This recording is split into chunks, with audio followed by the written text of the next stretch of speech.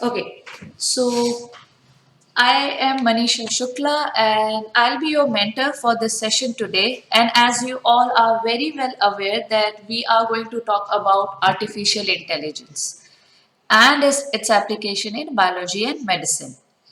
So you all must have heard a lot about artificial intelligence. Our whole world is revolving around artificial intelligence, isn't it? So today you will explore that the things which you are already used to working and you are using very well in your life, they all are influenced by artificial intelligence. And how it has intrigued in our life and how much we are dependent on artificial intelligence. First of all, I'll talk about that. I'll explain you what is artificial intelligence. I'll give you a brief history about artificial intelligence. What are the different types of artificial intelligence, or you can say sub layers of artificial intelligence. Then I'll tell you what is the market for artificial intelligence and where and all it is involved. And then we'll go a little deep about artificial intelligence, where I'll talk about machine learning, neuron networking, deep learning, and your what are the different kinds of machine learning. Then we will see how AI has impacted biology and medicine. So if we take both of them collectively, so I hope you will understand that we are trying to talk about the healthcare, isn't it? I know you all are related with the healthcare background, and you are working on that, and it'll be more interesting for you to know that how much benefit already the healthcare team has taken from AI and what all different scopes are there. And eventually you can also come out with some ideas to think that okay, this is also where we can implement AI and make benefit of AI, and which we can help and support our well-being, isn't it? So see, we all are learning, we all are growing, and we all are developing ourselves for what? For our benefit. And the same time we have some responsibility toward the social lives, isn't it? Our society. So if at the same time what we are developing, what we are learning, what we are gaining from our learnings, at the same time if we can do something for our society, that is great. And in that society, that even it also involves your family members, isn't it? So if you're doing something to your society, even your family members will also benefit with that. So let's start with it, with the thinking that yes, artificial intelligence is a good tool which can help us, and it can grow our healthcare division also better, and we can also come up with different ideas where we can use artificial intelligence for the growth of healthcare. Okay, so I know you all must be noticing that okay, we all are talking about AI, and a few must be thinking that why AI? Already there is so many things. There is a growth of technology. We were well aware, and we were happy without it. Also, there is a time, and there are people those who think. So, do we really need artificial intelligence? Isn't it? And is artificial intelligence dangerous? Yes, because see, everything has their positive and negative sides, and we should use it in a proper way. There are also some ethic issues going on with artificial intelligence. That is a different thing when you will join further for other different courses. So, we will take you through that also, which is also very important for you to understand.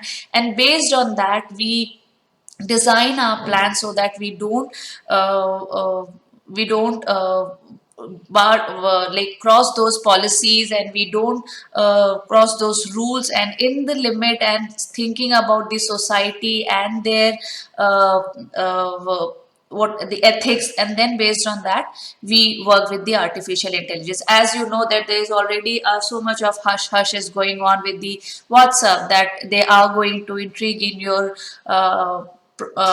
private talks, and then your private policies and all those things, isn't it? So that and all are also involved with the artificial intelligence. And then, is there a scope of AI in future? Yes, I can say it has a very good scope and very good future of AI, because now we all are dependent on AI, and we all want that more and more. If some work can be done with the technology, so that we can get more time to spend with our families, or some routine work if they can be done with the technology, so we get more time to develop ourselves or to do some other work, isn't it? And how is it used? So all these questions I will try to solve, or I would try to help you to understand. Fine. So I hope you all must be having these kinds of questions before you start this session, and I'll try to sort them out as we move with the further slides. Okay. So what is it exactly artificial intelligence? See, as the word itself says, there is intelligence, but it's little artificial, isn't it? So it's a simple thing when we are trying to make a machine intelligent like us. We human beings are called the supernatural power, isn't it? We are very intelligent, and the same thing we are trying to mimic in a machine. So if you find any machine, if you like you're using any machine on the other hand, and if you are not able to differentiate their working process, and if you are not able to differentiate between that machine as it is a machine or a human being, then it is called as artificial intelligence. When you are not able to differentiate between that machine and a human being, so that is called artificial intelligence. When a machine is able to act, think, behave, or make decision like us. See, when you are walking on a road, and suddenly you see a car is passing by, and suddenly you take a decision that you should step back, isn't it? That is a very quick action, isn't it? When you are climbing and you see that you are slipping off, so you try to catch your rope more tightly, isn't it? These are quick action. If somebody pushes you from back, so what is your super reaction? You try to pull back yourself, isn't it? So these are very quick reaction. So how do they come? Because we have that brain, we know how to act at instant at different occasions, isn't it? If you see, if suppose a robot is walking on a road, and if it sees there is some water is filled on the road, so what if the robot is not being taught? It will just stand that water. But what we as human will do, we'll try to jump, isn't it? Or we try to take another way.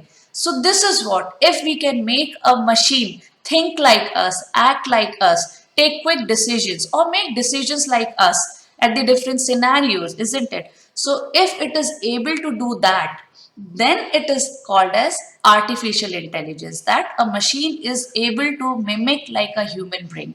So AI is the field of science in which machines are installed with the programs by which machine can learn by itself and take decisions based on its learnings. See, you and I, we have learned many things, isn't it? It's not that we have become intelligent. When in our childhood, what we used to hear everything, when you will grow up, you will know things and you will be able to make decisions. And now we are capable of taking decisions on our own. But at childhood, we were waiting for the approval or for the help from our elders, isn't it? Because we were not sure. So what happened? We have gone through different phases. We have learned many things. We have seen different people talking about. We know pros and cons of every scenario. So based on that, now we know what is good and bad, what we should do, what we should not do. Simple scenario. Suppose if you want to take permission from your mom that today evening you will come late, you know when to talk to your mom, isn't it? When you want little bit more pocket money from your father, you know when to ask, isn't it? You know their mood swings, you know the correct time when I should ask for. And how does that happen? Because you are continuously staying with them, you know when mama is in good mood, when is the correct time to ask, because you have too much of scenarios with yourself to understand that. The same thing we do with the machine. We program it like that. We give more and more of scenarios, and we give more and more of data to machine to learn. And there a time comes when the machine is able to understand that on its own. like our brain works. We understand one after the other scenarios, and we can link them, and automatically things we understand, and we are able to take decisions, isn't it? Nobody has taught us how to bribe, isn't it? How to bribe our parents. No, none of the parents will teach us, isn't it? Nobody has taught us how to say a lie. None of our parents will teach us, but we all know there are things which we learn on our own, there are things which we understand our own, and there are things which are being taught to us. So the same scenario, the same technology is being tried with the machine. Some things we teach them, some things they try to take on our own, they are not being programmed for that. Fine. So that and all is a different stream, and I'll take you through all that one by one. So right now, I hope you all are clear with what is machine learning. When artificial intelligence, when we try to make a machine as intelligent as like us, which can think, act, behave, learn, understand, make decisions on our own, on their own, that is called artificial intelligence. Hope all of you are clear till here. Okay. Okay. Okay, great. Okay. So let's move to the next slide. Okay, so I'll take you through a little bit of history of intelligence, artificial intelligence. It's not a new thing, but because as it has become so common with us, so we think that it is something new science or new technology. No, it started way beyond that. It started at 1950, and at 1955-56 it was coined by John McCarthy. 1950s, during the World War II, there was some kind of messages were passed, and those messages were coded. These were human coded messages, and Turing test is Alan Turing tried to do a Turing test, and they were trying to break those codes and trying to understand that what does these codes mean. So it was like they were trying to do this kind of study at that time itself. Fine. And then in 1955, John McCarthy has given the name as artificial intelligence, where they are trying to make machines which can think or which can behave like humans. Then first robot was introduced by in General Motors in 1961.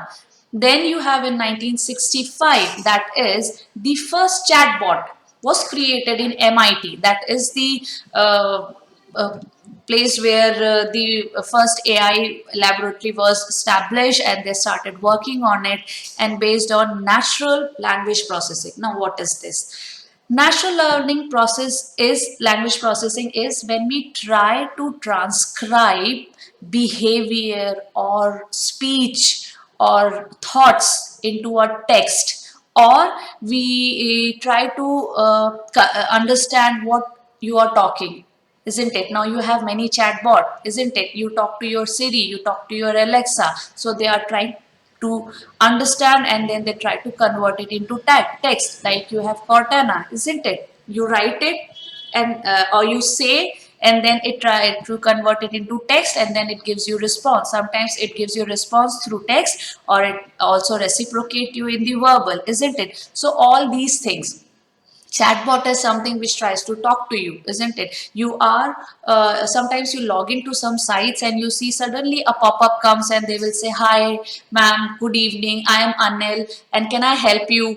What you are trying to look for, can I help you? We have these courses, you can ask me any questions, and you write, and then some response comes from there, isn't it? So this is nothing, nobody is sitting at the other end and waiting for you to log in and to reply you.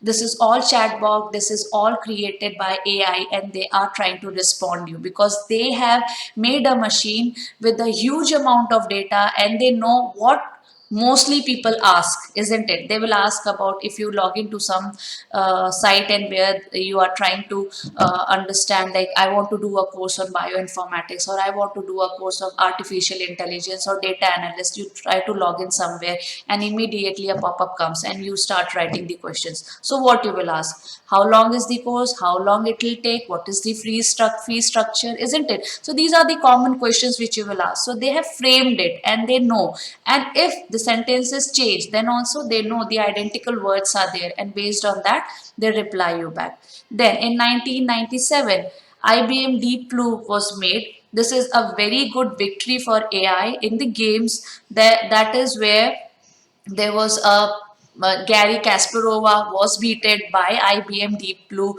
who is the chess world champion, and Deep Blue was able to beat them. So you can just imagine that thousands of this machine was able to think faster than a human being, because this machine must be actually thinking like a god, because in a blink of second it is able to understand all the proportions and combination, that what next it should play. So and it'll understand that what next it should play, so for the winning condition, isn't it? Because this Gary Kasparova must be having a multiple years of experience, and based on that he has built up that experience, and based on that it is playing. So they know which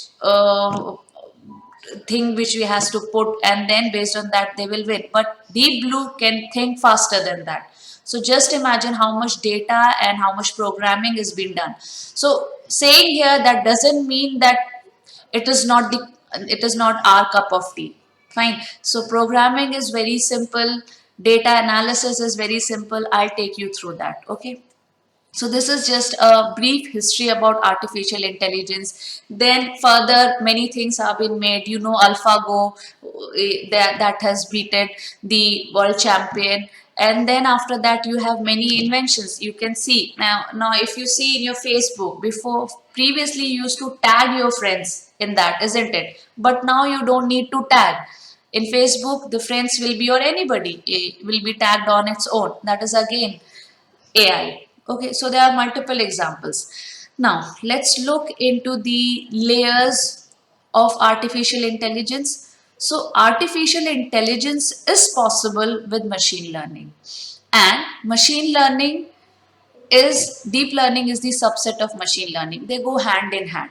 So AI is actually the bigger umbrella between in that all these things come. Neuron networking also comes in this. So these are the pre-processing things like machine learning, deep learning, neuron networking. When all these things happen, then a machine becomes super intelligent, and we call it artificial intelligence. Something like we grow, we try to understand the scenarios, we cross check, and then some kind of puzzles will happening in our brain, and we try to crisscross them, and we try to understand, okay, if this is the scenario, then we should act like this is the scenario, then we have to manage it like this, isn't it? Nobody teaches us all these things, but there's a kind of thing which is going in our brain, and some will be impulsive reactions, isn't it? So all these things are being mimicked from us, and they are being copied, or they are being influenced, and based on that a programming is being done, or we try to create a machines where it takes more and more data, learn on that, and then understand and start to make decisions, and that is AI. When it is at the phase of employing algorithms and learn from the data to make predictions or decisions, and whose performance improves when exposed to more and more data over time. So it all depends on more and more data, isn't it? You, when you learn in graduation, you have taken a specialization on one subject. When you do post graduation, that means you are more specialized, and then you do PhD. So in PhD, what you do, you go thoroughly with the subject, and you become an expert in that. So the same way machine learning becomes more and more intelligent and ready to do prediction or take the decision, because it has been exposed with more and more data or the scenarios. Fine. Deep learning is it use multi-layered neuron networking to build algorithm that find the best way to perform tasks on their own, or based on the vast set of data. So deep learning is again when you go through multiple layers of data, one again the other, one and another things, and then you do a deep study, and now you are very well trained in that if this scenario comes, then I am very sure that what next action has to be taken. Fine. So that is called deep learning. You're thorough with it. Fine. So that is deep learning. Moving further, now in this, if you can see, I have added one more thing, that is called neuron networking. This is where, if you see here, you can see little crisscrosses, and here it is more crisscrosses. This is where it tries to interconnect the points or the whatever intelligence or whatever the data we share. They try to correlate and they try to build up. And then in deep learning, it goes more thorough with it and try to understand the details of the topic or the subject more thoroughly. Fine. So now you must have seen all these movies, if not all, then maybe one of them.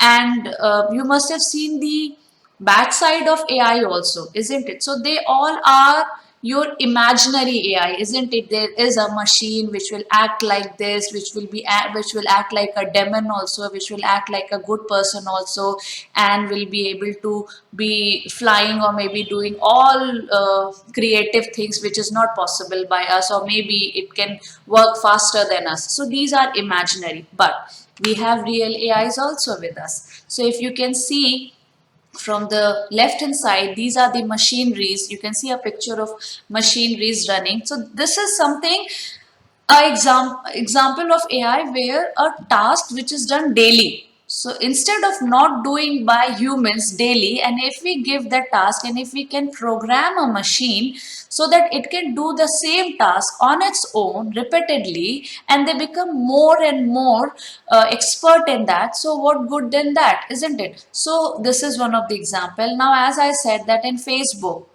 you used to initially tag, but now it can find out who is who and it can tag even if you are with makeup or without makeup or whatever the scenario.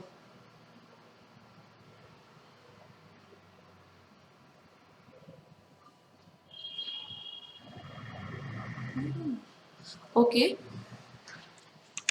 fine. So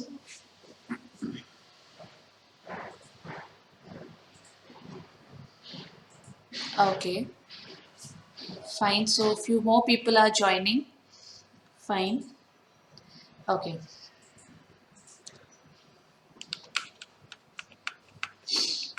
Okay, so I was talking about the more Facebook, where you can find out the faces can be again tagged their own. This is all example of AI. And then we have Sophia. So how many of you have heard about Sophia? May I know?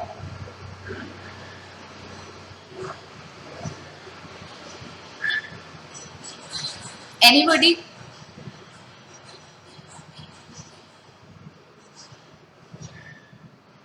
No one? Okay. So this is the till date best. I hope you all can hear me. Yes, no, okay, fine. So fine. So no issues. I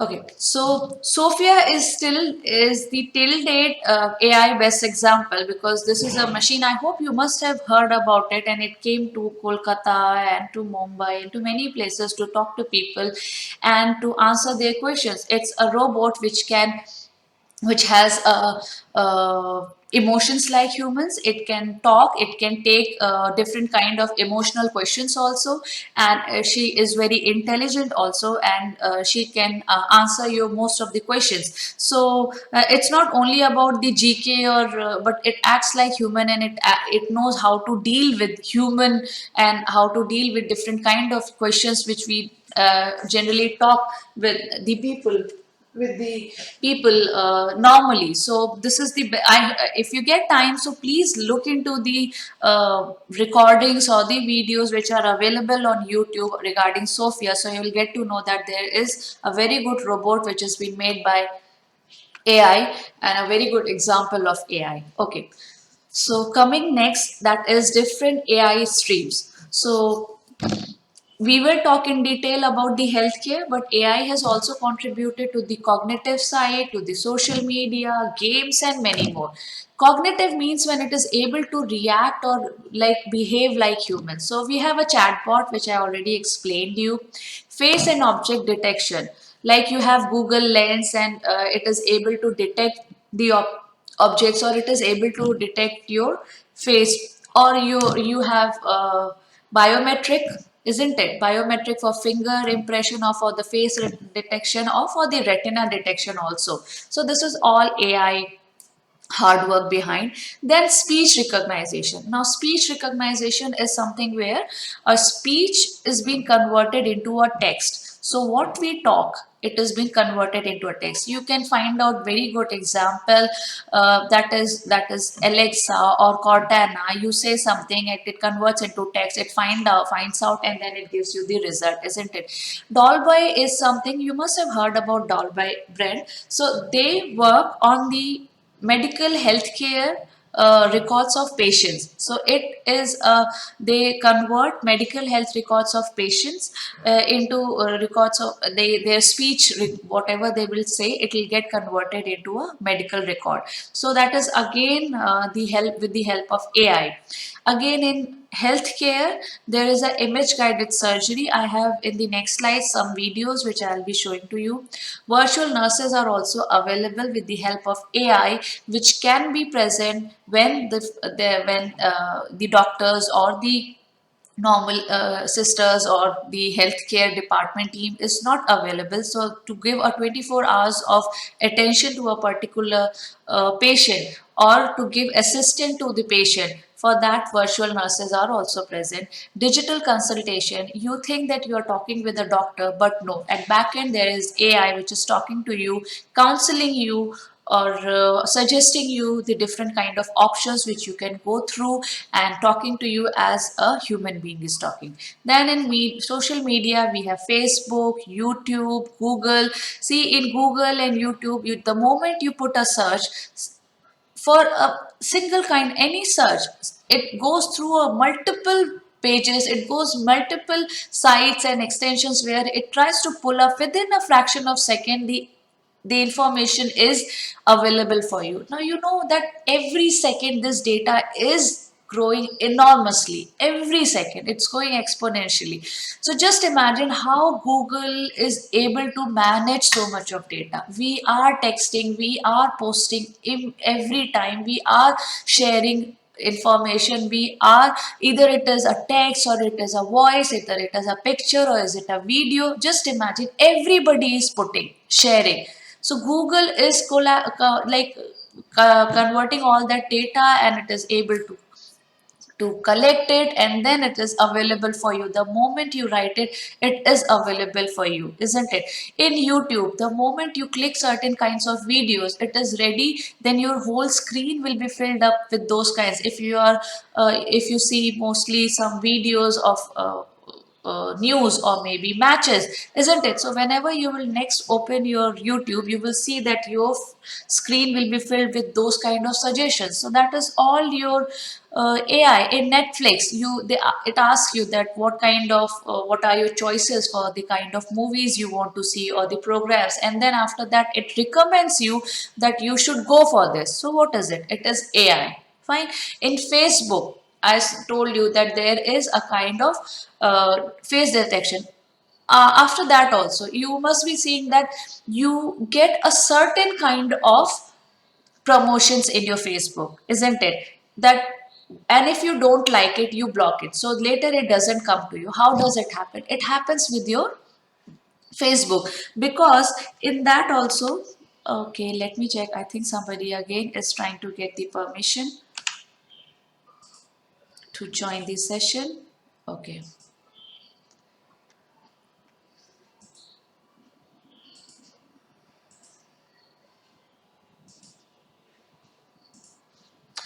Okay, so I was talking about Facebook. So there also AI is working, which makes sure that the kind of advertisement you are looking for and that should only come in your mailbox. There are different kinds of mail and they go to a certain kind of box. It should go to primary or social or to spam. Which mailbox it should go. So that is also again AI. it is a job of machine learning, but still that comes under AI, where the system is being so nicely trained that it knows that it reads the email and it knows there is a kind of pattern of every mail, isn't it? So they understand that this should go to spam, this should go to public, this should go to social, this should go to primary, and there is a division of email automatically, it happens. So this all is AI. So now are you understanding that you are totally surrounded with AI? You are using it, but somewhere here or there you are not aware about it. So it is very important for you to understand what is AI and make the benefit of that.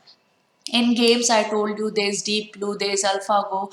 They are able to beat human in chess, in Go game, and all those things. So there are multiple AI games available for you as an app. Free games are available in Google Play. You can go, you can try them, you can make your own musics there, you can launch them. So all those things are there. Just try them. This is very interesting. Okay, now if you can see in this slide, I am showing you the example of object detection. This is how it happens. There is a kind of lens which is able to identify the object, because the machine has been already trained with a kind of learning pattern. We give them an idea that okay, this is machine, if it is a car, if it is four wheel, if it is this length, or this is this size, and like that, these are fruits, and you can see there that there is a percentage of surety is also written, accuracy, that they are able to, even the traffic lights it is able to identify. There's a person with 99%, it says. There's a banana, there's a car, even a traffic light. So this is how it is identifying. There's an animal. So this is identifying with so much of accuracy that these are the objects. So this is all AI. Fine. Then coming next, you all must be very much aware that there is a Cortana. You tell what you want to know, and then that is converted into a text, and then you are being replied by your system with the answer, with the correct answer. Even if you ask that please search this file, I'm not able to find that pic or the presentation, or you ask any kind of question, it will able to find out the answer. Fine. So this is, again, this is all cognitive stream of AI. Then the Snapchat, I know, and I am very sure that you all must have used this and wondering that how does this happen? The face has come to the finger, and that finger, whatever that thing is there, that has come to the face, and this person is able to put that nose of maybe a monkey or maybe a cute dog, which has been replaced. His nose has been replaced by that. So how does this happen? This is nothing. This is the facial recognition. Your face gets divided into matrix, and every single matrix has been given a code. And with that, when these faces, when the machine learns in a huge amount of data, then the machine knows that okay, fine, this is nose, this is the place where the nose will be. So the moment you say that you want to replace your nose with this kind of object or something, so it get placed there. There's nothing great in it, but this is all because the machines are being so well trained. So now machine knows very well where is your eyes, where exactly the eyes will be, and if you want to replace your eyes with anything, with the eye of a lion also or whatever, so it can be replaced with that. And this is what happens in the Snapchat. So this is also a very good example of AI. Now, this is the face detection. So, fine. Till now, you must be knowing that, okay, it will detect that this is Nicole and she is a female, but AI can also find out what's the age of this female, and also it can detect whether the person is smiling or upset or is in doubt or is in whatever, in uh, angry mood or whatever. So it can detect even that much what is going on based on the facial features and expressions. So that is a very good use of artificial intelligence. And you can see on my slide, it says that this girl Nicole, who is 26-year old, is having a beautiful smile, that is, and they are sure that it is 96% sure that this person is smiling, isn't it? So it is telling even you the emotions of the person also, isn't it? So that's very good. So this is the best part of AI. Now you must be knowing Tesla. It has finally come to India also. They have joined their hands with India also, and you soon you will be having very affordable cars of Tesla. And what's the best part? The car can be driven by on their own. There are self-driving cars. I think this is the best thing for people like me, those who are scared with the roads and too much of traffic, and they don't have this good navigation brain, isn't it? So this car, you sit in the car and you just guide that what is your final destination, and the car will start on its own and it starts driving, and it knows that how much distance it has to maintain with the object which is in front, maybe the other car, how much distance has to be maintained, that is there. Then what speed it should run, how much traffic is there, so based on that the speed is also being finalized, and then where it has to slow down because the turn is coming or the traffic lights are there, so they have to slow down or they have to stop, and when to start, and then how much speed should be maintained. So all these things, these all things will be taken care by car, where to change the gear, where to increase the speed, where to slow down, where to take the turn, where it should stop, where how much distance should be maintained, what is the object near to them or at the back end, which object is there, which car is coming, with what speed it is coming, so they should take a side. If somebody is honking, then we should give a part to them. So this all decisions will be taken care by a car, by a machine, which we used to do till now, isn't it? So I think this is the best example of AI, which everything can be handled by AI. Then this is the game. I think you all must be by now playing so many games on your mobile app and on your systems, and also these all are AI aided. Okay. Then this is the example of your facial features expression. So as I said that your face will be divided into a very small matrix, and every matrix will have a different kind of coding, and it will have a this kind of coding, and every face will have a different coding, every face matrix will have a different coding. So don't you think that how come even if they are twins, fine, even so in one of my session the person has asked that if you do makeup, because with the makeup you can change your features, you can change your things, but no, but the back end, it doesn't work on your makeup, it works on the pixels of your face. Your face should be divided into the small pixels. So based on that the coding has been done, and based on that every face is being identified, and as an identical you have exclusive coding for you,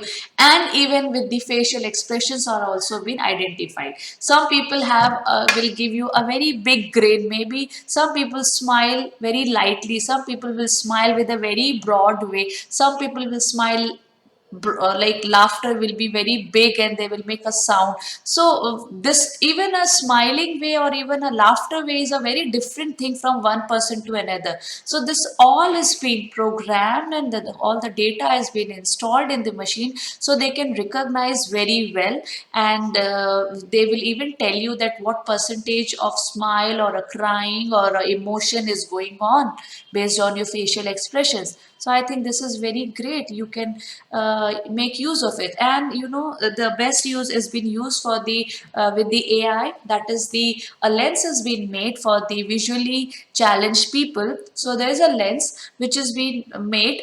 This is able to give decisions or the suggestions, or you can say prediction or the advices to the person who is using that, if those lenses are being worn by the person, so that person is not able to see because they are visually challenged. So this lens can tell that okay, some two people, or maybe the kind of people, two people or three people are coming from the other side towards you, and one is male or the other one is female, and then they can identify, the lens can even identify that who's that person. If that person is being repetitively faced by that lens, and you upload the information with it, so they can say okay fine, there is a girl named by this and the other person is coming, and it can even tell what kind of emotions they are carrying when they are coming towards you. Maybe they are annoyed, or maybe they are happy, or they are jolly, or they are in doubt, or they are in scary face. So even a person who is not able to see,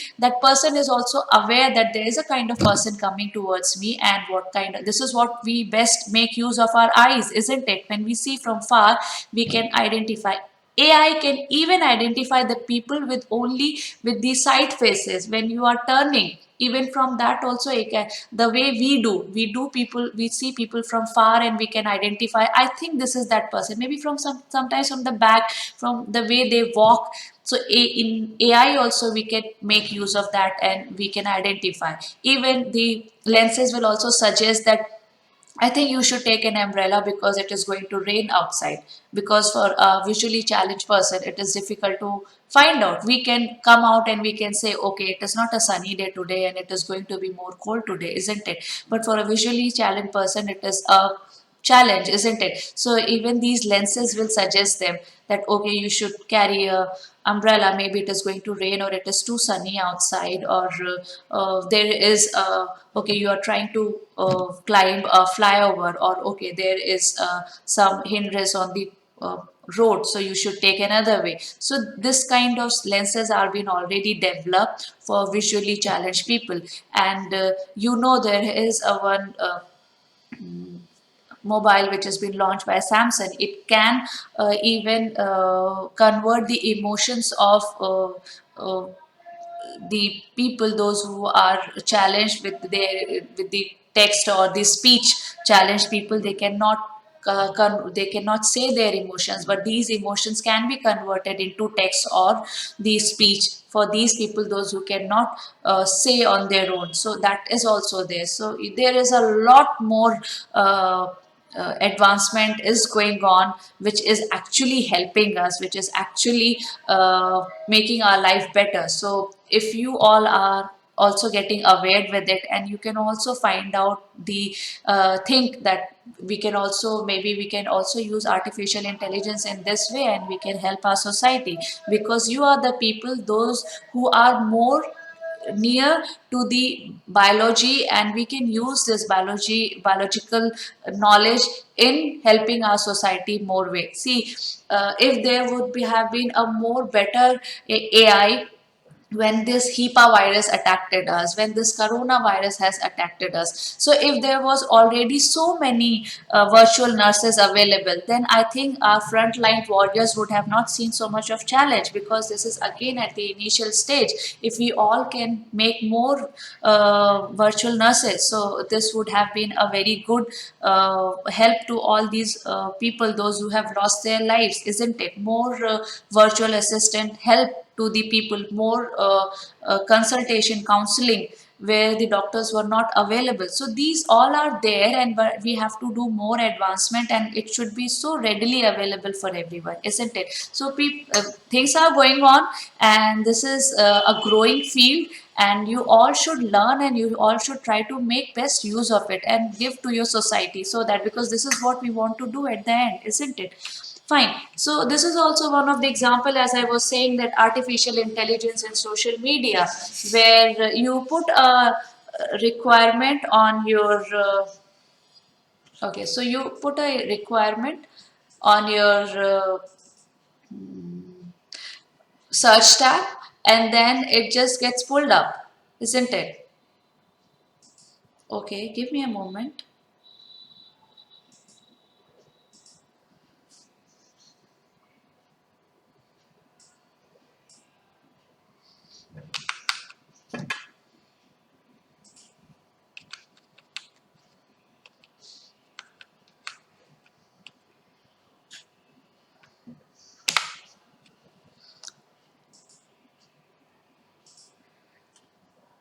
Okay, so in the previous slide, we saw that how you write it on the web page and search page, and then it gives you the information, whatever you are looking for. Now, in the healthcare, you can see there is an image guided surgery, as I told you. So this is just a body which, and then see, with the help of AI, we can visualize every part of the body, how it is working, how the function is going on. So it is trying to take cover every portion of the body, and it is telling the details are very small, very minutely written here, so you cannot read, but you can see that whole body can be scanned, and every part of the body can be the details would can be mentioned, what is going on, what is BP, what's your heart rate, what's your diabetes right now, sugar, and everything, cholesterol, and everything can be find out. Right on the left hand side, you can see initially when the kind of surgery doctors used to do, and they'll say that we have a 50% chance, or then lately it started saying that 70-30% chance, and then for a small surgery also they used to make a big cut, isn't it? So it used to be very big. You take about a normal surgery for the lenses in your eyes, when all this cataract surgery used to happen. Initially it used to be big, now you see it happens so simply in 10 minutes or the 5 minutes the surgery happens, because it is so concise, because there is a image guided surgery happens. So exactly the where the surgery needs to happen, exactly that portion will be shown to you, exactly that portion is the detailed study will be, because if you can see the whole this kind here, it has been divided into small parts, different small pixels, and exactly where the disease is, where the problem is, that portion will be highlighted to you, and you are going to work only on that area, so the damage is very less. So this all is happening because of AI, because there is a huge amount of study and the data is been given to the machines, so they know, and they know where to target, and they know how to minimize the risk, how to minimize the damage, so that there is more better recovery of the patient. Fine. So this is also one of the good help of AI in the healthcare.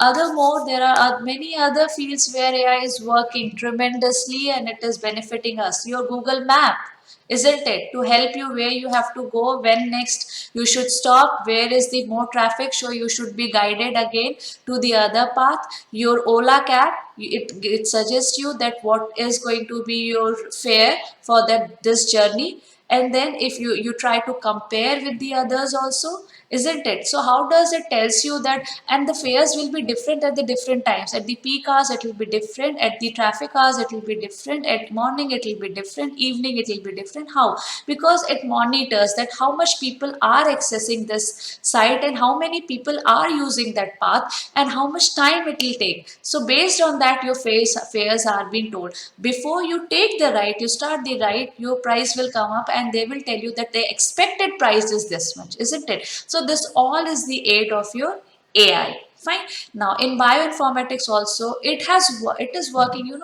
tremendously.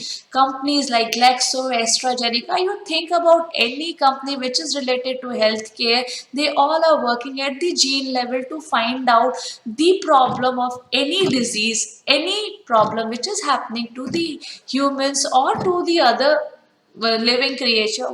What is the reason, and they're trying to search at the gene level, at the gene expression level. So now the data is so much, so huge amount of data is available, and the target is coming, the challenge is coming with the medical people or the doctors or the scientists or the researchers, that how to manage this data, how to convert this data into a very good sensible data, because huge lot of data is available there now the challenge is coming, that how to convert into a good data, a sensible data, and how to make out predictions from that, how a machine can predict it, because to handle this such big amount of data is not a task which can be taken care by a human, isn't it? So that is where AI is working, that is where different kinds of tools help us to work on such huge amount of data and give this information within very less time. And maybe the job which you do, you take somewhere around 3 months, that job can be done by 3 minutes by a machine max. So that is the benefit of using AI. Fine. Prediction of the protein structure. You know that if we are facing a very big challenge.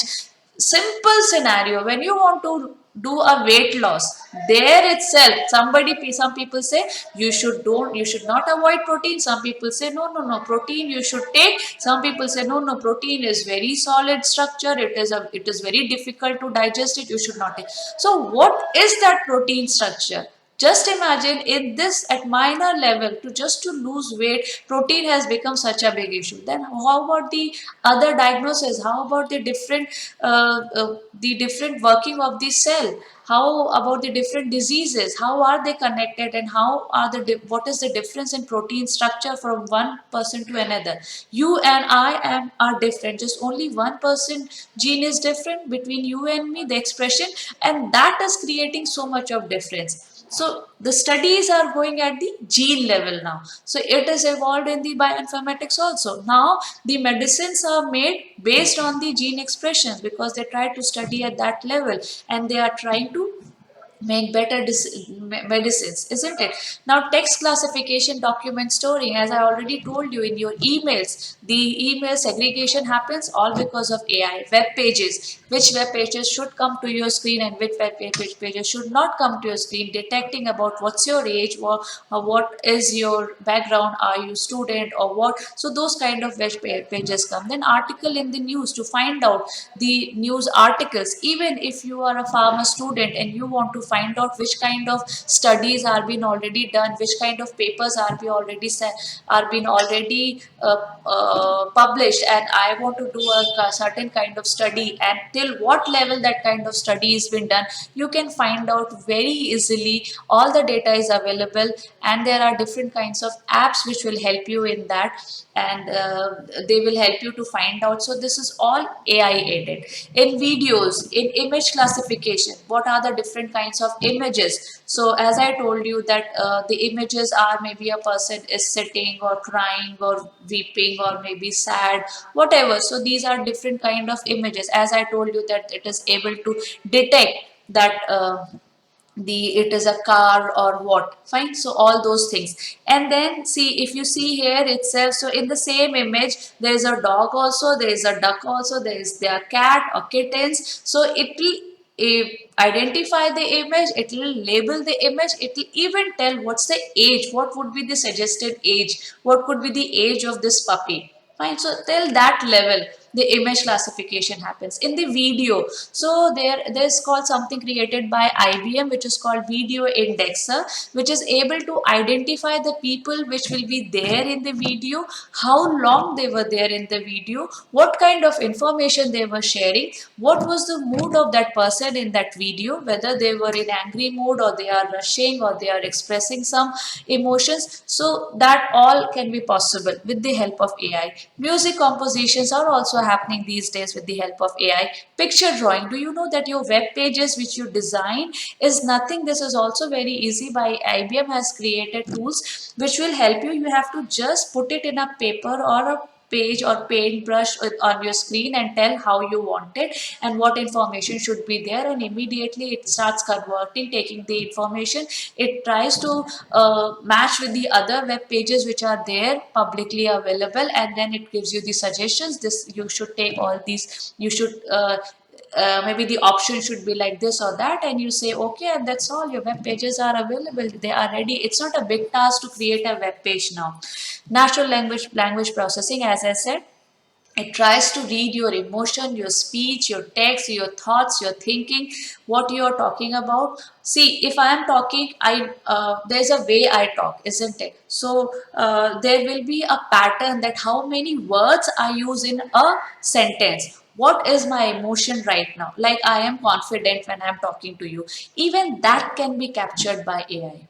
That emotion can be captured, that when I'm talking to you. Even when you get the fraud emails, the fraud detection also, the emails which are not been written by you can be easily detected by AI, because there's a pattern when you write an email and I write in behalf of you, isn't it? So it can be taken because your system knows that what is your method of framing a sentence, fine, how, where and all you stop it, how many words you use it, what is your tone when you talk. So all these things are being noted by AI, and they can identify one person to another. So there and all natural language processing works, fine. I hope till here everybody is clear. Any doubts? All clear? Can I have one yes or no? All of you. Going good? Yes, yes, please.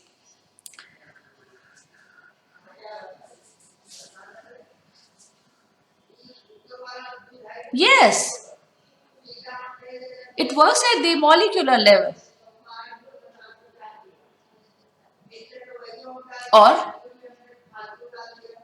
till what level you want to work on.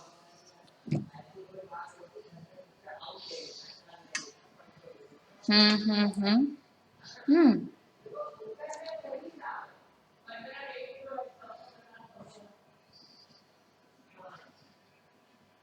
Yeah, see, that is a broader picture. So it first it will start with the cell detection and then it goes to the minute level, isn't it? So on that also it works. So you can use AI. You have to just program your data. You have to just program your machine. You have to just give more and more data regarding that, and then your machine is able to work on whatever structure you give, whatever detail you give. After some time, it will be able to give you the decisions that there is a difference between that protein structure or maybe that cell structure and this cell structure. See, when we are trying to differentiate between you, me, a lion or a E. coli and all that, so there is a difference, isn't it? So it works at that level. Fine. Okay, so it works at different levels. See, the programmings will be different. See, the programming for self-driving car will be different from a programming to a chatbot, isn't it? So what chatbot doing will be different, and what a self-driving car will be doing, it is different because they need a different kind of data, isn't it? Or maybe email detection in your mailbox. So the kind of data you will provide to a machine, the kind of learning you will give to a machine, it is able to work on any kind of data. I'm sorry. Let it be a cell base or it is gene base or it is protein level, anything. I just gave you this example. Okay, clear? Anybody else? Any doubt? So everybody is clear with everything till now, whatever we have discussed. Am I fine or am I running fast? My pace is fine. I should slow down. It's fine. Okay, fine. Okay, thank you. Okay, so now let's talk about machine learning. So machine learning is an application of AI that provides system the ability to automatically learn and improve from the experiences without being explicitly programmed. Now this means that when we again and again give a machine a more and more information, so there comes a level when the machine start understanding on its own and start taking the decisions. So that is the machine learning level. So machine learning focuses on the development of computer program that can access the data and use it to learn for themselves, isn't it? So after certain age we know which books we should choose, isn't it? We go to library, we know our own which book we should use to learn and to write best answers in our exam, isn't it? So there is no guidance for us, isn't it? We know which site we have to see, we know which news channel I want to listen to, we know which kind of music I am interested and I would listen to it, isn't it? So and then we learn more and more, maybe videos you want to see, dance steps and all that, you know whom to follow, which will be showing the best steps, and you follow it and then you mimic the same, isn't it? So the machine learning is at that level when the machine is able to understand that what kind of data it should go through and then learn from it and then start taking the decisions. Fine. So in simple word, a machine learning is the field of data science in which programmers create algorithm to automatically create data sets, analyze data pattern and learn those data sets for new prediction. Fine. So now see, now if I am trying to create a machine learning for the sales, so as he said that will it work at the cell level? It can work at any level. Okay, you have to just try to feed the information. That's all. So the thing is that suppose if I try to create a machine learning for a sales in the sense that I want to know, I want to predict that how much sales will happen in the this coming quarter of 2021, fine, or maybe for this full year. So what will I do? I'll take the data of past 10 years or 20 years. So there will be different patterns of sales. So based on that pattern, it will understand, it will automatically start understanding that okay, sales of winter cloth is more during January and February, isn't it? During December it will be less, and when there is an end of season sale, there is more sales. Fine. And then after that, in March it start decreasing, and April there is no sales of blanket or quilt or winter clothing. Fine. So there is a scenario, there is a pattern. Sales of toys is more during the festive season, isn't it? Sales of candle and diyas is more during the Diwali season. So there's a pattern to everything. Fine. So that is what pattern I'm trying to tell you.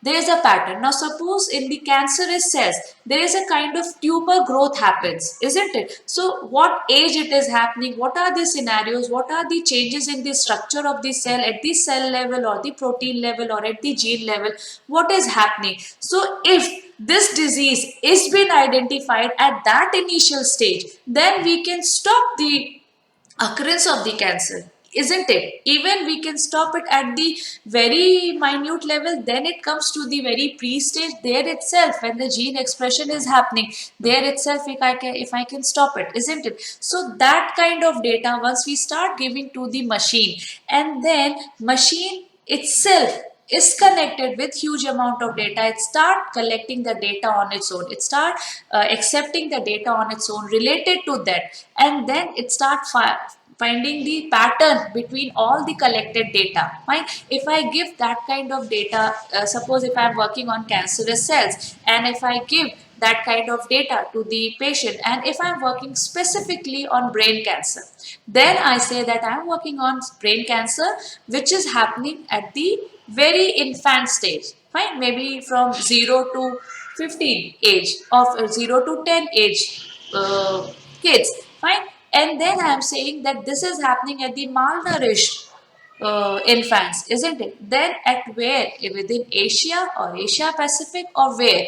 At which area I am looking for? Because these geographical things also matter a lot. So I am very concise about it. So what machine does? It start collecting the data related to that. Whatever data is available on cloud or your PCB, you know, there is PubMed and all these sites from where the data is available or for or related to that.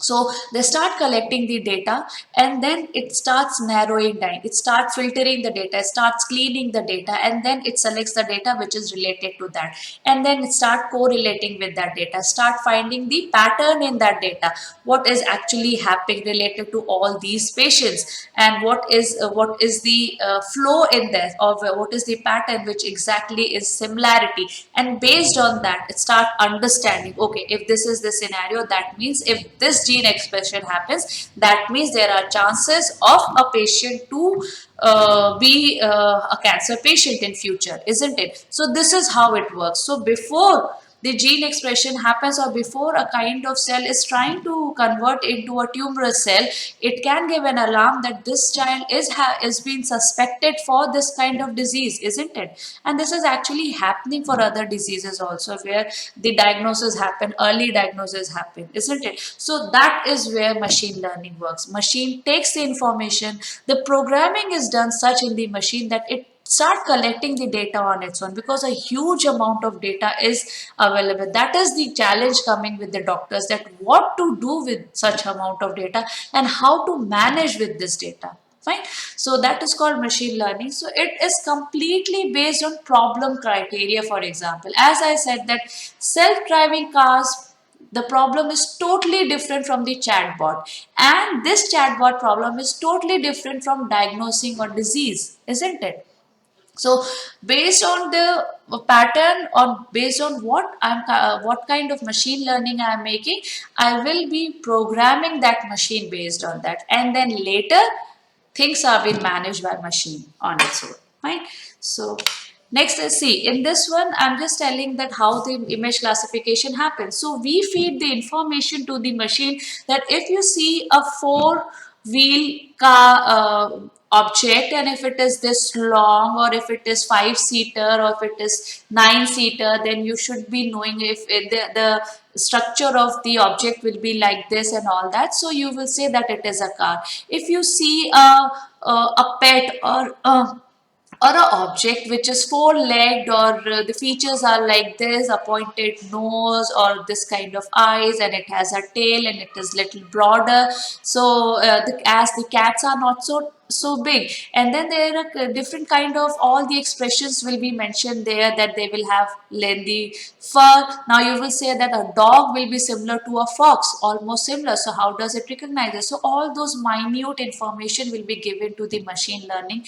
Based on that, it will identify whether it is a dog or a fox, or it is a cat, or it is a donkey, or whatever. Fine. Now if it sees a bicycle, so we will give a information to machine that okay, there should be two tires, there should be a handle, there should be a sitting chair in that, there should be paddle in that. So this is called labeled learning. We have labeled everything. So now see, there are different kinds of sitting chair available in market. So when we were exposed to a chair in our childhood, we were shown one chair, and immediately we got to know, okay, fine, this is the chair, the place where we sit, we can sit, and it will be four legged, isn't it? Their place to rest your back. We knew that it is a chair. Now you can see there are 5-leg chair also, revolving chair also. There are different kinds of chair available with different structure and all those things. That so the definition of chair is being changed,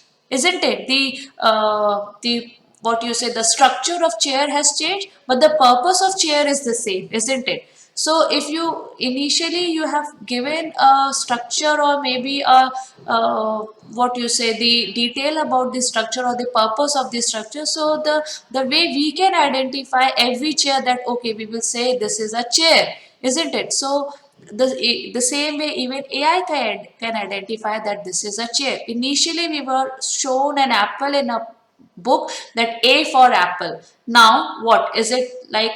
Do we, when we go to malls or we go to grocery shop, are we taught that this is a green apple, or this is a Kashmiri apple, or this is a red apple, or this is a bad apple, or a rotten apple? No, we know that apple is an apple, and if it is green also, then also it is apple, isn't it? So the same way things are being labeled for machine, and we teach them, and then they understand that what it is. Fine. So why machine learning is important, we should know that also. So artificial intelligence is based on data, and data that has been processed, cleaned, informative, updated with the real-time information and data. Fine.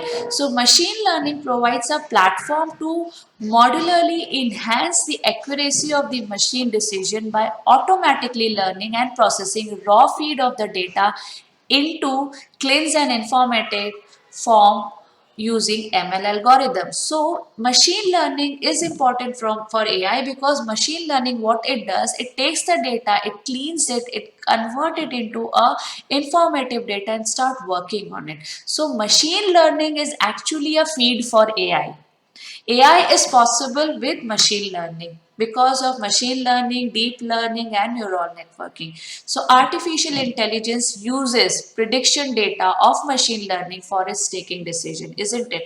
So how we become intelligent? When we go through different scenarios, we are expert in that. Based on that, we do the decision or we do the prediction, isn't it? So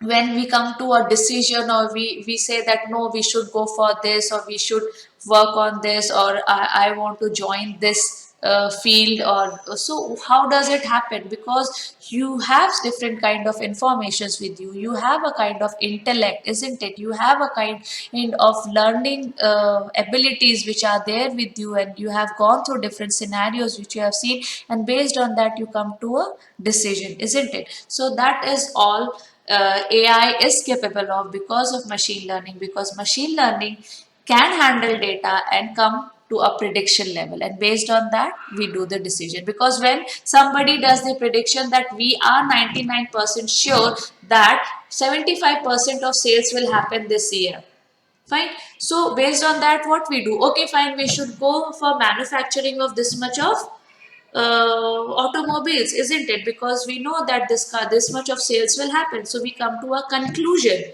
isn't it? So when prediction is there, based on that, we do the we take the decision. Now see, simple scenario. You don't watch every movie. You don't watch every movie in a mall, isn't it, or a theater? You decide, you take a decision which movie you should go to see it in a mall, or which movie you should see at your home. Based on what? Based on what kind of movie it is, what kind of actresses or actors are there, and the prediction will be there, or the people will give you the feedbacks and all that, the responses you will hear, and based on that you decide how much money I should invest on it, isn't it? So that is when the prediction is there, you do the decision. So the prediction is the part of ML, and the decision is the job of AI. And AI is possible when there is a good kind of prediction which has been done by ML by working on huge amount of data, learning and understanding, and then doing the prediction. Fine. Till here, everybody is clear? Nothing is bouncing? Okay, fine. Okay, thank you. Fine, good going. Fine. So let's look at the type of ML. So there are two kinds of methods of learning which happens with us also. So that is supervised learning when we go to school, colleges, and we have been taught that A for apple, B for ball and bat and all those things. So that is called supervised learning when the things are being pre-categorized or it has been taught that 1, 2, 3, 4. So if there are 4 cups, so we know there are 4 cups on the table and all that. Fine. So that is labeled thing. It is called supervised. Is called we have labeled learning, and some learning we are not labeled. We see, we watch, we experience, isn't it? And based on that we learn. Few things are never been taught to us, isn't it? You will agree with me, but we learn. How do we learn? Because we are observing it, we are seeing it, we are visualizing it, we are feeling it, isn't it? So those things are being never taught to us, right? So that is called unsupervised. They are not labeled, right? So in supervised there are two kinds of things: classification and regression. I hope you must have heard about them, where you classify the things. So when you classify the things based on the category, like if I try to divide these socks based on the color, so I'm classifying, okay, red socks, white socks, black socks, and all those socks. Fine. So I'm classifying them based on the category. So when a machine learns, this is very important to understand. How does it learn? Sometimes we teach it, we label the things, and we tell. Later, it observes on its own and start learning on it. So when we teach, suppose here, if I will teach that, okay, this is a chair. So we will give the labeling, we will make it understand the morphology or the structure or the construction or the composition of that thing. Maybe if I'm talking about a cell or whatever, and then it will be categorizing the cell different, like, no, this cell is different, that cell is different, and this gene expression is different, or maybe this protein structure is different. So it is classifying the different structures. Fine. So we have labeled it, we have taught it in the starting. Then regression. Now it talks about the predicting the number, how many gene expressions are there, protein structures are different, or maybe the counting. Fine. So that is called regression. Regression also talks about the relation between one value to the other. Maybe if this cell is affecting, that means if there is a change in at this gene level or at this protein level, then what are the chances that there will be a difference in the others also? How much it is affecting the other things at the different level. Fine. So regression is used for that also. We cannot take, I can teach you all these things in detail if you are interested. Fine. So that is prediction at the number level. Simply if I say, if I want to divide my ties based on the length. Fine. So this is a short tie, this is a long tie, or this is a bow, or whatever. So I am defining the differentiating the things based on the length. So there is a size, so there is a numeric related to that. Unsupervised things is when we divide the things based on the similarity or the dissimilarity. Fine, if you see the bunch of flowers, so in a bunch of flowers, you will first divide the flowers based on the colors. Okay, red flowers here or yellow flowers here.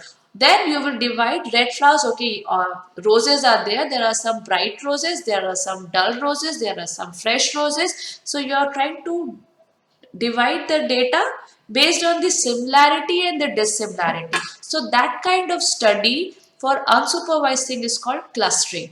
Then we have the association. What is the association between the different objects at the gene level or the protein level, or if you see the diagnosis? Suppose if you are detected for BP or if you are detected for the diabetes, then there are chances that you will also grow up a BP symptom, isn't it? If you have cholesterol, there are also chances that your BP will raise, isn't it? If you have cholesterol, then your liver will also get affected. So things are associated with it. So that association, the system, the machine starts learning on its own because it sees the pattern. It analyzes the pattern that if a patient is affected by this disease, then there are chances that the patient is also affected by these diseases also. So there's a kind of pattern. So mostly if it understand that okay, these kinds of patterns are mostly with most of the people, and they study even at the very minute level also. It's not just that it takes only 100 studies and based on that it predicts. No, it will take huge amount of data which is not able will be handled by a single human, or if 10,000 people also said to manage that data, it is not possible with them. Fine, so that amount of data will be taken, and based on that they come to a scenario where they can predict that okay, there's an association with these kinds of disease. So if this happens, then there are chances that the hair fall will happen, isn't it? Or the skin will start turning black or brown, or dry skin will happen, or maybe you will lose your vision. So there is a relation between different things, isn't it? So that kind of association study happens in the unsupervised thing. Fine. Then dimension reduction. Some things they manage their own, or they try to come out with the thing that okay, we think that this is the scenario, so we suggest that this might also happen. There are chances with that also. So that is called dimension reduction, or maybe it called generalized thing, that if this happens, generally this happens, isn't it? If there is a fog outside today and there is no sunlight, that means today night the temperature is going to reduce more, and today it is going to be more cold. Today it is going to chill today night more, isn't it? So that is a general way. If there are clouds or the red clouds and it is more humid, and so we can predict that it is going to rain today, or if there are red clouds or dark clouds or black clouds. So there's a generalized decision, isn't it? So that all comes. Generally what happens, today my friend will not turn up. Why? Because I have been to his home, or maybe he has not scored well, so there will be a very hot session going on for him at home. His parents must be very upset with him, so today he will not come out of his home and we will not play together, isn't it? So there is a generalized thing which you can make out from different scenarios, isn't it? So that thing happens with machine learning also. So it acts the same way. Now, big data. So this is all the feed for your ML to happen, your AI to happen. So big data is very big in size, and which is growing collectively, which is growing every second, fine. So now the challenge comes with this data is because the data is huge, and with that huge data there is some good data and some nonsense data also. So the challenge is how to capture the data which I need, which is sensible data. For that we have to start selecting the data. Now selecting the data, you have to find out what are the correct sources of that good data, isn't it? Sometimes you have to buy, sometimes you have to connect with the firm, sometimes you have to go to different sites, sometimes you have to generate, and then after that you find out whether this is a sensible data, or you can rely on data, or this is a repetitive data, or it is a fraud data. So these are challenges come. After that you start organizing your data. In organizing, there's also thing that what kind of data, from what format you have got. Suppose if I try to find out the responses of the data for the COVID vaccine which has been given to the people, some people will write it on text, some people will give voice recording, some people will put it on IVRS, that is voice recording system, interactive voice recording system. That is, people call and ask that automated call will go to patient and they will ask that how do you feel after taking the vaccine, and they can, and that will get recorded. Some people will put a video, isn't it? Some people will put it on news channel, some people will put it on Facebook, isn't it? So there are different source of feedbacks what people are feeling about the after taking the vaccine, isn't it? So that feedback, that is from different source. It is in PDF, it is in Word, it is in Access, it is in HTML format, it is a voice, JPG, MPG, PNG, whatever format it is. Now we are collecting all this format data, converting into one format, organizing it, and then after that we try to find out which are sensible, which are the correct data, isn't it? What are the sources of these data, we can accept it or not, and after that we organize it in a proper way, we convert it into one format, and then we start using analytical methods on that, and we try to create a report of that. And then a report will be in a visualizing method or what, that all is a very interesting thing, how to put it in a graphical way or different ways, image formation, so that it is easily presentable, easily understandable for a layman person, a person like you or me who doesn't understand so much of jargons and all. And then after that, once these reports are there, how to store it, because these will be huge in size. And then after that, when I want to search it again, how to search it, then how to share it, how to transform it, and again how to analyze, visualize, create report, and come to a prediction level, so that we can make a decision whether the COVID vaccine is good or bad, we should use it, we should not use it. So just imagine, before this COVID vaccine has been taken by us, before that so many test trials were done. A normal clinical trial happens for minimum 10 to 20 years. So many subjects will be involved in that. How much data will be generated there? How to store that data? How to take the correct data from there? How to actually collect the data itself is a challenge, because some patients don't turn up, they don't give their feedbacks. So that and all is there. So based on that, people we try to collect the data and then start working on that. So big data is the feed for ML and AI. So big data will give you all the information, and based on that ML will work. So this is the challenge with big data. Many people will work, they get jobs only for working on the big data, collecting the data. This itself is their time. Many people are hired just to look at the reports and come out with the sensible decision or the prediction in the data. You will be sitting hours together in front of your screen looking at one chart and saying, what is so peculiar about this chart? What is so different in this chart? What this chart is trying to predict you? And you will be flipping into different screens and seeing the patterns in the different sheets and find out what is so different in this, what you can make out from this screen. So there are so many, lots and lots of job prospects for you all when you start working with these from a beginner level to the higher level. Fine. Now, these are the very common sources of big data. You must be aware with all these logo, your LinkedIn, your Twitter, your Microsoft, your Facebook, your YouTube, your Pinterest, your Apple, your Gmail, and what all, isn't it? So these are, and every second everybody is posting something in different formats. How to collect this data? How to secure this data? Now, this is one of the example. Can you imagine that? And this is like a little old data, where if you see that somewhere 204 million emails are being sent per second. Now this is increasing exponentially. Fine, 20,000 twitters or photos are being sent, and then there are like every second it is growing. So just imagine that there's so much of data now. Initially the problem was that there is no data. Now the problem is that there is so much of data. So people are required to manage the data itself. So to do all these things, we should be good in working in Python or SAS or R or Azure, which is a language that's been created by IBM, TensorFlow, Java, Angular, .NET. Any of this or maybe multiple of this will help you in becoming a good AI or ML or big data analyst, or working toward the different fields of AI, which will help in creating a better AI. Fine. So we also teach these different kinds of languages also. Fine. So now we have neuron networking. Now this neuron networking is nothing but it works like our neurons. I hope you all must be familiar with this neuron structure.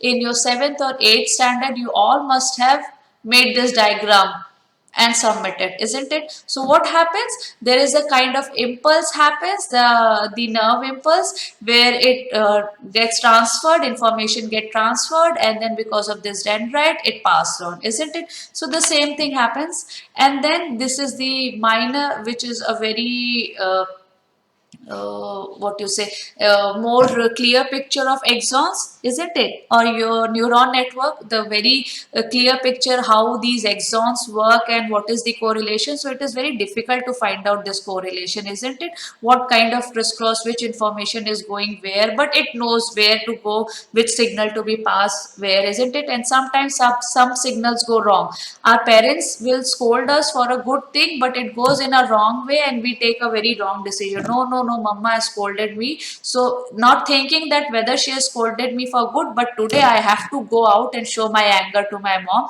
Just because you scolded me, I will do this, so that you should be learning that that your mom should not scold you again, isn't it? So some impulses go wrong, some impulses go correct, isn't it? So there is all, sometimes it goes wrong, isn't it? But most of the time it goes correct. You know that the impulse has been given to you that today you have to sit and work on your project because tomorrow you have to submit it, and if you don't, then you are going to get a very good session tomorrow by your trainer, isn't it? So these are the impulses which you can keep getting on your brain. So the same way it happens with the neuron networking in the system.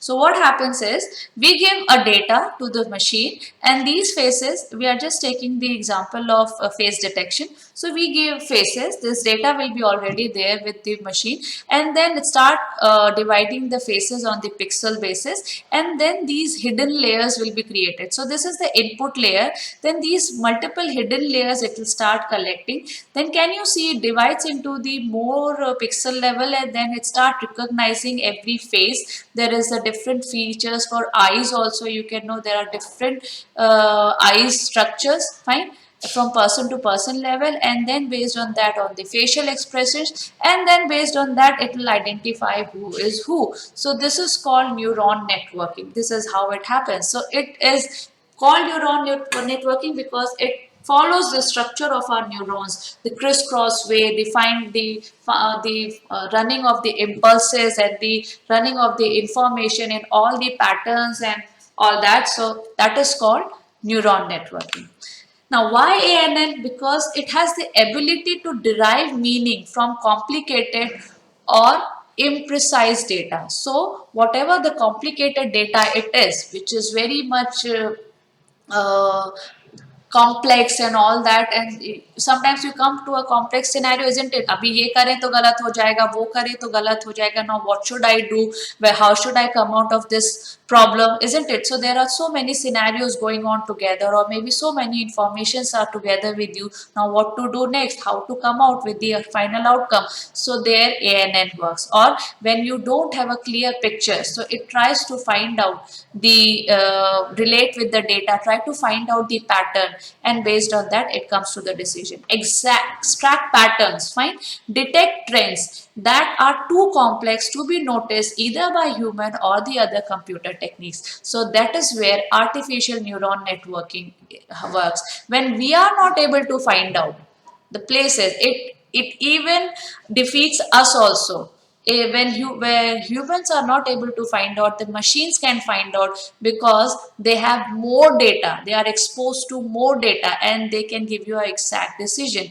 Adaptive learning is there because, as I said, more and more you get exposed to the scenarios, become excel in that, and they work on real time operations, real time scenarios. See me, maybe I have, by now I would have met with somewhere around 10,000 people, isn't it? But then still in 10,000 people also I give more sessions, and I give go and meet so many people, but interaction maybe would have had to happen with the more 5,000 or 8,000, very good interaction maybe of 5 minutes. So I will not be able to catch every person, but these machines go with a very minute level of study with every expression and every data, so they are more precise, isn't it? So that's the thing. Now, application of neuron networking. Neuron networking is good in handwriting recognition, which is very good in the medical practicing, where the doctors have a very bad method of writing the prescribing thing. So that is where, and even in the your letter writing, your text writing, whatever it is, your medical records writing. So it does the handwriting recognition there. Image compression is there, where you try to compress the image, JPG or PNG. So these kinds of, when you want to compress the bigger picture into the smaller size, yet the features of the image are not being lost. So there is a tool called Loosely or Lossy. So based on that, the data happens like how much you want to lose the data, or how much you want to maintain the data, you want to convert the data into PNG or JPG. So that kind of image compression happens with the help of neural networking. Travel salesman problem. This is a very simple problem. Suppose if you are working for a company where you have to travel a lot, and you have been given a target that today you have to reach these destination, and you have to meet such people, and then you have to come back to your office once again. So what kind of path you will follow? Fine, so that you are minimizing the time also, traveling time also, the traveling distance also, and it is increasing your work more, and even your productivity, isn't it? So there neuron networking works. You normally you use your brain, that okay, अभी यहाँ से जाएंगे, फिर MG road जाएंगे, वहाँ पे कम traffic होगा, then there will be less people there, and this person will be available there, so I will go there and then meet that person, and then from there I can go there. Okay, on the way I will get my hotel where I can take good food, and then again go there, isn't it? So you do there, but most of the time it doesn't work that when you think, oh, I thought that this will happen, this there will be no traffic on this way, but it happens, isn't it? So this all problems can be solved automatically by neuron network, and it will give you the best route to travel and to complete your task within time with more productivity. Stock exchange prediction, isn't it? This is good, where if you are interested in stock exchange, these they help you that which share will go up, which share will go down, where you should invest and not. So it's easy now because of neuron networking, the to play in the stock market, isn't it? Deep learning is where you will be learning more when you are having again the process data, again more created the data which is being in this. It is actually a part of the unsupervised learning, where you learn on, the machine learns on its own. There's a very minute difference between deep learning and neuron networking. Neuron networking tries to understand the pattern in the data, and then based on that it improvises. Deep learning is it is the starting point where it analyzes the data, it creates the pattern, and then analyze it, and then start processing the data, and then start taking the decisions. So deep learning is at the more precise way, more you say more realistic way, more precise way, where it understand, make on its own patterns, then processing the data, and then after that taking the decisions on that. Fine. So these are the examples of deep learning. You have Amazon Lex, where it builds the chatbot to engage the customers, and you think that you are talking to some person on the other side. You have Amazon recognition, which there's a deep learning based image and video analysis. As I told you, it analyzes the video and it can tell who was there in the video and for how long and what it was talking and what was the emotion. And all these details are very easy by the video indexers which are being made by IBM. And then Amazon Translate, it translate your fluent data, whatever you talk. Siri, hey Siri, can you tell me today's weather, or what's the price of this and what all, and you talk to your Cortana and all that. It converts your voice into the text and the other ways. Fine. So that is again example of deep learning, because it understands your voice and it takes the command, it converts your voice into a text. Then Amazon Comprehend, discover insight and relationship in the text. What is the insight? It also works on the perception. What are the facial expressions and the perception, and what exactly you meant by a word. Sometimes there is a word which means different in the different language, so it will also find out the relation in your language and the word. Suppose if I give you example of a simple word, see, a single word will mean different in the different languages. Suppose if I say a word called nai. A nai is a word which is called in Hindi language in north, which means a barber. But if I say nai, now in south it means a dog. So now it will relate that which region you are at moment and what language you are talking. So based on that, it understand your context, and it's understand your context and what, in what sense or in what tone you are talking, and it converts in the same way. It write the text. Okay. Amazon Polly, natural sounding text to the speech. Okay. Then Amazon Transcribe, it converts speech into the text. So there is a text to speech and there is a speech to text. So Amazon Transcribe will convert speech to text, and Amazon Polly will convert text to speech. So everything is available for you. Now, AI in healthcare. As I said, AI in healthcare is primarily used to detect the problem, that is for diagnosing, and then also as a therapy recommendation. Fine. So this is the major thing where AI is being used. So the main problem which is evolving is the escalating amount of information that doctors have to deal with every day. They have lots of scenario, they have lots of information. Now how to convert it into a productive way, how to use this information so that we minimize the amount of surgery, so that we minimize the amount of doses, so that we minimize the amount of error which happens, so that we can give better life, better health to the patient without giving more and more doses, isn't it? And without troubling, isn't giving less trouble to the patient. Fine. So these are the applications of AI in healthcare. There is accurate cancer diagnosis. As I said, that now it is possible because of AI, because it works at the gene and the protein level. At that level itself, it can diagnose where the cancer is. Are you susceptible for cancer? That is also possible. Fine. Early diagnosis of the fatal blood diseases, that is also possible because of AI. Customer services chatbot, where if the doctor is not available, there is somebody to attend you and to suggest you some medicines at that moment. Virtual health assistants are also there. These are the assistants to find out what is your blood pressure and can be can be given to the doctor immediately. It can be reported to the doctor, and what is, there are different whatever the maybe your echo, or maybe your heartbeat or your pulse, whatever it is there, it will be start recording on its own.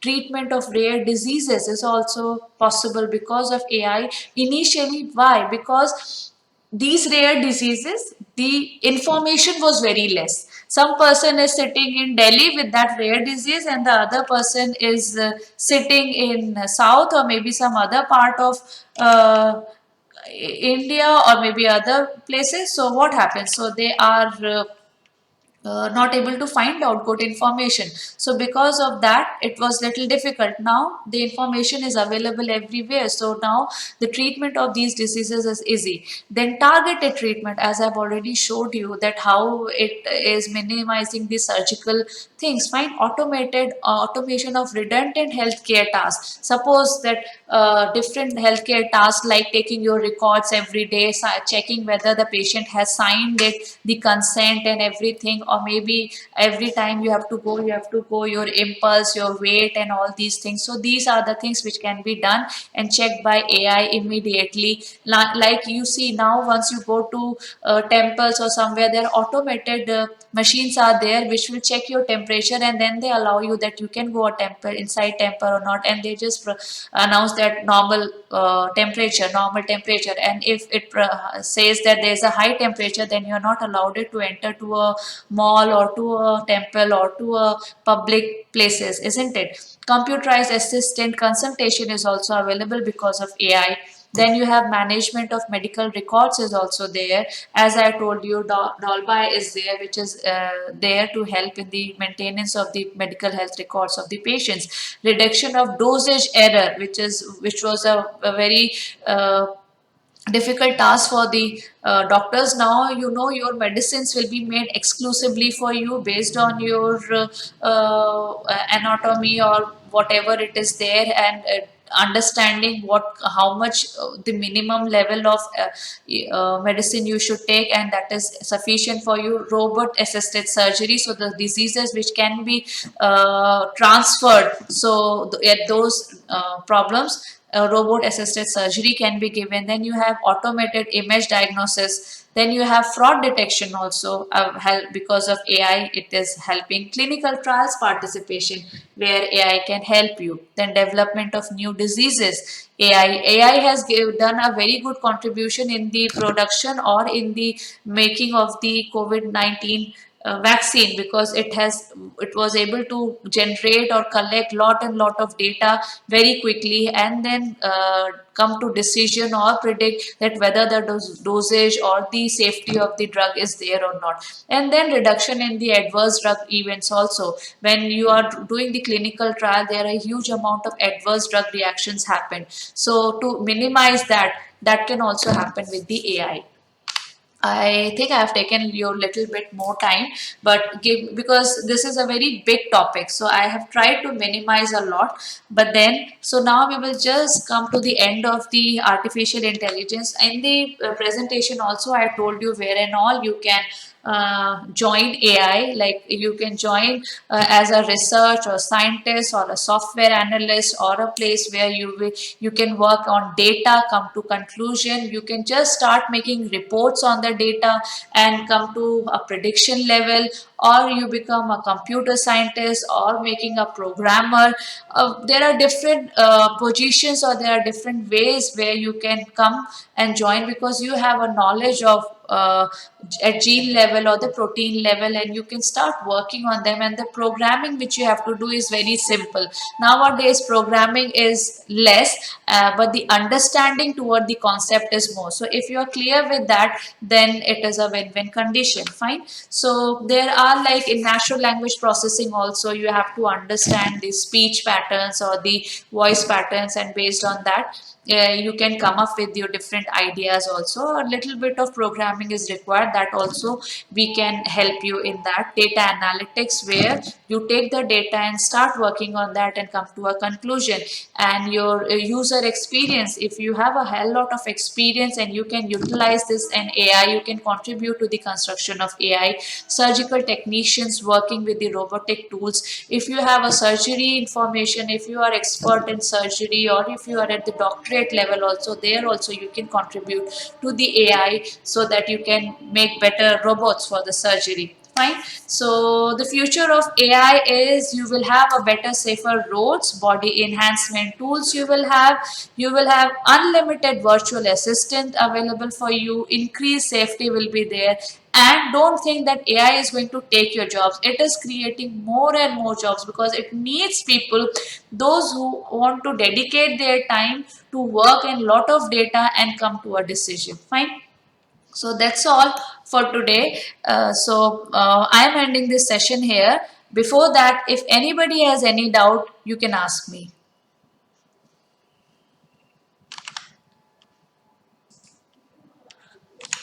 Hello?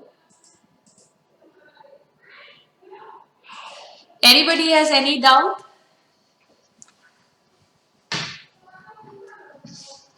No one? All well?